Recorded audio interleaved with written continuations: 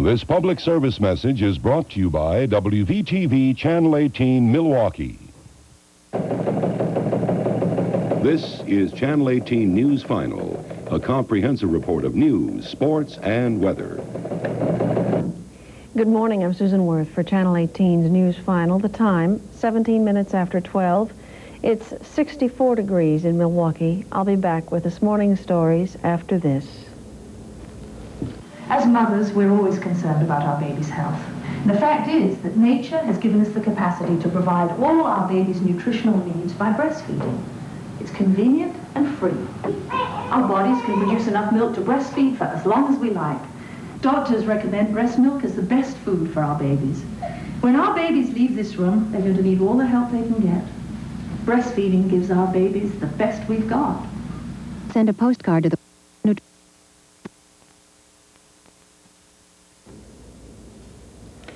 The politics of taxes commanded the attention of the National Governors Conference, which opened today in Nashville. Two Republican governors, James Thompson of Illinois and Lamar Alexander of Tennessee, say that President Reagan's stand on taxes seems to be confusing. Senate Majority Leader Howard Baker told the group it was unpresidential for Democratic nominee Mondale to say that Reagan had a secret plan to raise taxes. The president has said he has no such plans.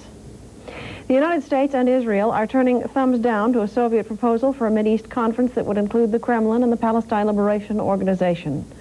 A senior Israeli official says the Soviets can take part in the Mideast talks provided they reestablish diplomatic ties with Israel.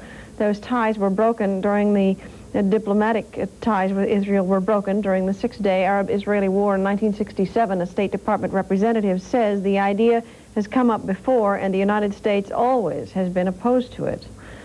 A new study claims that police departments around the country are inconsistent in keeping track of arrests. The Police Foundation said they have found arrest statistics to be full of errors. That means that their use in employment screening, as well as in sentencing, insurance reports, and as well as people's choices of neighborhood selection could well be invalid. The problem is that many police departments can't agree on what constitutes an arrest. For example, 29% of the police departments don't count citations as arrests, as the FBI rules require. The parents of a young Marine killed in Vietnam want their son declared a United States citizen posthumously. The Marine Corporal Vladislav Staniszewski lived in the United States less than 3 years before he was killed in Vietnam in 1967. And the hitch is that foreigners have to wait 5 years before they become American citizens. The boy's parents say if their son is not given citizenship posthumously, they will chisel his name off the Vietnam Memorial in Washington. Jesse Jackson said he is still considering a run for the Senate from South Carolina, but one party official in that state claims such a challenge would be a blow to Jackson's prestige. Democratic National Committeeman Dan Fowler said Jackson's chances against Senator Strom Thurmond would be minimal. Jackson has until Wednesday to make a decision. The last time the United States competed in the Summer Olympics in 1976 in Montreal, the women's swim team failed to win a single gold medal. In the first day of competition in Los Angeles, the United States women's swimmers have won 3. 2 came in the same event when Nancy Hogshead of Gainesville, Florida, and Carrie Steinsiefer of Saratoga, California, swam to a tie in the 100-meter freestyle. Nashville, Tennessee's Tracy Corkins won the 200-meter individual medley. A private think tank is predicting that the military could be faced with a manpower crunch if the all-volunteer system stays in place.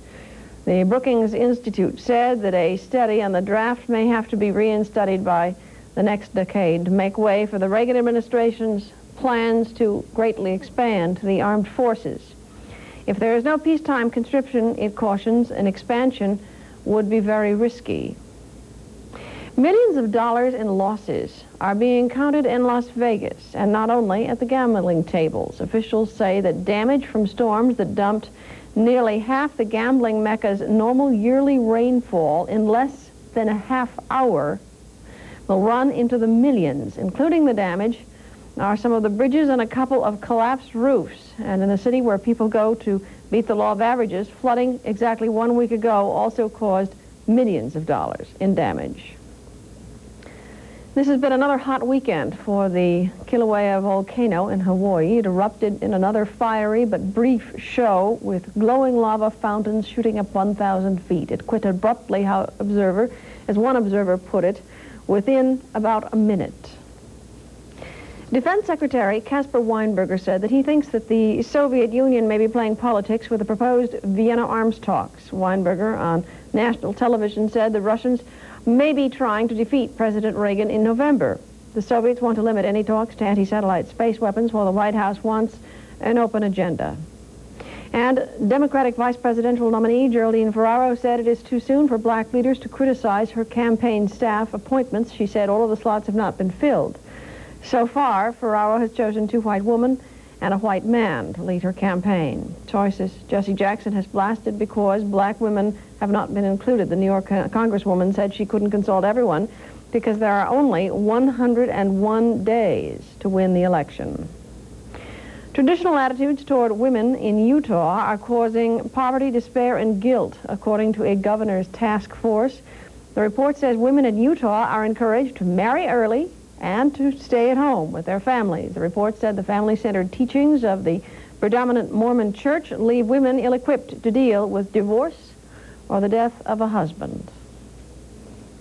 A 13-year-old boy from Nebraska and a 19-year-old from Oregon have been picked to receive Young American medals for bravery at the White House. The Nebraska boy, Brian Gill of Atkinson, was chosen because he re-entered a burning building after escaping and went on to rescue his 3-year-old sister. Jim Morris of Eagle Point, Oregon, threw himself into a burning car and saved a man who was trapped in the front seat. Hijackers are reported to be threatening to blow up the Venezuelan jetliner they have commandeered as it was flying 82 people to Curacao. In Caracas, police say that the hijackers at Venezuela's government to supply them with an arsenal of military weapons. At last word, the plane had landed on Trinidad for refueling. The settlement of an 11-year-old lawsuit in Houston means that several hundred black police officers and firefighters are soon going to get their share of a $500,000 settlement. The suit against the city's hiring department alleged policies at the time discriminated against blacks, and payments are going to range from $5,000 to $5,000. Oil industry analyst Dan Lundberg attributes the latest drop in gasoline prices to a general disarray in OPEC. Gas prices have dropped for the 11th consecutive week to the lowest levels in the last 5 years. The overall average price as of July 27th was $1.18, a drop of 2.9 cents. Lundberg says the Iran-Iraq war and its attacks on the Persian Gulf shipping are causing problems for OPEC unity. The Latin American Affairs Committee of Britain's Liberal Party says the Falkland Islands ought to be given to Argentina. The two nations fought a 74-day war over the islands in 1982, and just recently talks about the fate of the islands broke down. One member of the committee said that the Fortress Falklands policy is costing British taxpayers too much. The Liberal Party is going to consider adopting the policy at its annual September meeting. West Germany is going to investigate reports that Iraq is buying equipment that can be used to make chemical weapons. A West German newspaper says that the Iraqis are building a chemical plant that could be used for producing chemical weapons with laboratory equipment that has been purchased in West Germany. The New York Times says the federal government has set up a program aimed at forcing doctors and hospitals to eliminate avoidable deaths and substandard care. Organized medicine, however, says the idea is unrealistic. Under the program, the government signs contracts with hospitals in which they promise to reduce unnecessary deaths from such things as heart attacks, post-operative complications, and amputations by specific numbers. But the American Hospital Association said those goals are based on unreliable data. Researchers in the Pacific Ocean off the coast of Oregon have taken some pictures of exotic marine life that has never been photographed before. In the scientists' deep-sea mission, they found clams, snails, worms, and fish in dark geyser valleys on the ocean floor. The research team is now preparing for another set of dives to nearly 2 miles below the surface of the ocean. Israeli Prime Minister Yitzhak Shamir got a boost today in his effort to form the country's new government. A key religious faction has agreed to negotiate a coalition partnership with Shamir's Likud party, and the support of the small party, which holds 4 seats in the new parliament, would not be enough to give Shamir control. But Israel Radio says that the group's support may have a psychological effect on other religious parties, which now may be more inclined to back Shamir. West German Chancellor Helmut Kohl said he is going to find out whether reports that a West German company has been helping Iraq make nerve gas true. According to reports in the New York Times, and more recently in a German magazine, the Frankfurt company sold the Iraq laboratory equipment capable of being used to preserve nerve gas, as mentioned in a story earlier. 3 Soviet cosmonauts, including the first woman to walk in space, are back to Earth today after a 13-day mission. Their capsule landed on the ground early this evening, Moscow time. The woman cosmonaut, Svetlana Spasskaya, is also the first woman to go up in space twice. I'll be back with more news after this. Most people like to get out in the sun, but not those 1 million Americans with the disease lupus erythematosus. Ultraviolet could cause a flare-up of lupus, resulting in severe skin rash, kidney disease, or inflammation in any part of the body. Lupus is incurable, but can most often be kept under control with proper medication and staying out of the sun. For free information, phone or write the Lupus Society of Wisconsin. A United States District Court jury in Madison has awarded an Hispanic man $250,000. The jury found that he was in fact discriminated against last year when he was fired by a Mundelein, Illinois-based manufacturer. 36-year-old Publio Cardenas was born in Colombia, but is now a United States citizen. He won the verdict against the McLean Fog Company. He says the firm fired him from his job as an apprentice tool and die maker in retaliation for his employment discrimination complaint. One of his lawyers says the verdict is significant because the jury ruled the company guilty of racial discrimination as opposed to discrimination based on national origin. According to the testimony, Cardenas is a member of the Mestizo race. Mestizos are of mixed Spanish and Indian blood and often have dark skin. Cardenas complained of job discrimination after learning of a white co-worker who received a pay increase and that another white man was hired later at a higher rate. The first white co-worker had been transferred from the McLean Fog Whitewater plant to its Lake Geneva factory, as had Cardenas.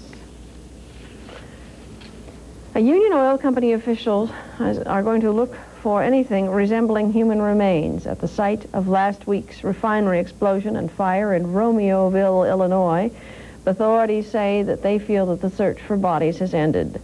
The company says its cleanup efforts are going to continue. The explosion and fire killed 15 people and injured more than 20 others. The missing men, 39-year-old Travis Young and 42-year-old William Seward, were both assigned to areas very close to the blast, which shook houses some 35 miles away and is also estimated to have caused at least $100 million in damages. Will County Coroner Robert Tezak believes the bodies could have been destroyed in the inferno, which is estimated to have produced temperatures of more than 4,000 degrees, well above temperatures used for cremation.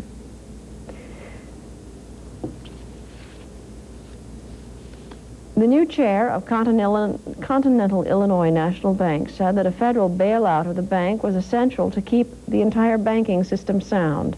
In an interview published today in the Stamford Advocate in Connecticut, William Ogden said the bank's troubles had national and international implications as well. The 56-year-old Ogden, who lives in Stamford, said the collapse of a bank such as Continental could rock the banking system nationwide. Last week, the government named Ogden to be part of a management team that is going to try to carry out the government's $4.5 billion bailout plan. It calls for purchase of bad loans and an infusion of new capital as well. It's going to be the largest bailout of a financial institution in United States history.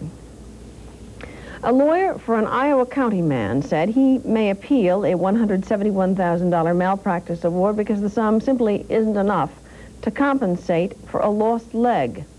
A patient compensation panel last week found Dr. Eugene Holer of Dodgeville Memorial Hospital of Iowa County guilty of negligence in the case of a 28-year-old man. He broke an ankle and dislocated his knee in an October 1980 automobile accident. The attorney said that the doctor who attended to those injuries at the hospital failed initially to discover the dislocation. It had impaired circulation then in the man's leg, and doctors at the hospital later had to amputate as a result above the knee.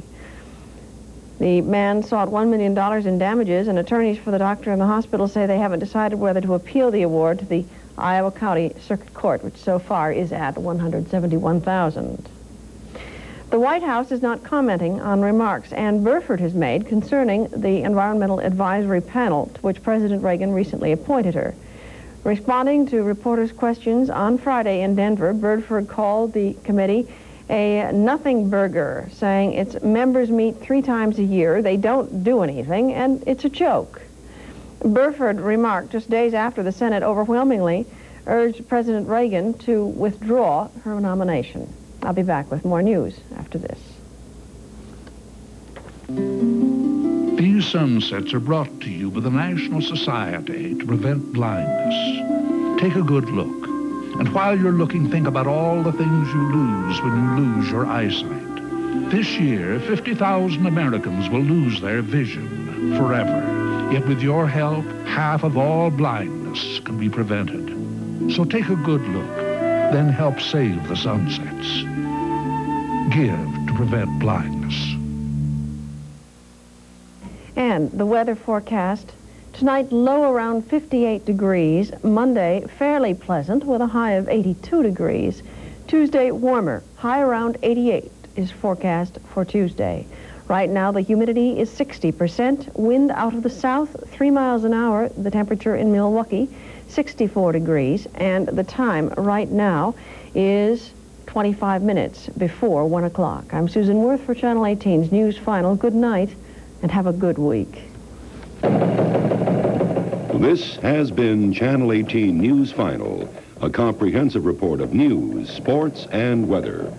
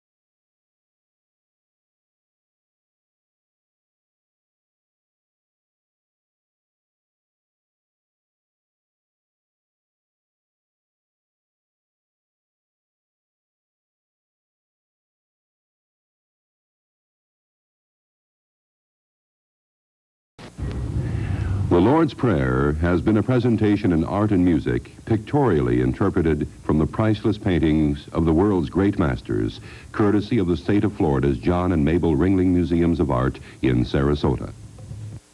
This completes today's programming on WVTV, which operates on Channel 18. WVTV, with studios and transmitter located in Milwaukee, Wisconsin, is owned and operated by the Gaylord Broadcasting Company. Programs telecast by this station may not be used for any other purpose except exhibition at the time of their broadcast on receivers in places where no admission, cover, or mechanical operating charges are made. WVTV operates on an assigned frequency of 494 to 500 megahertz. We now close our programming day with the National Anthem.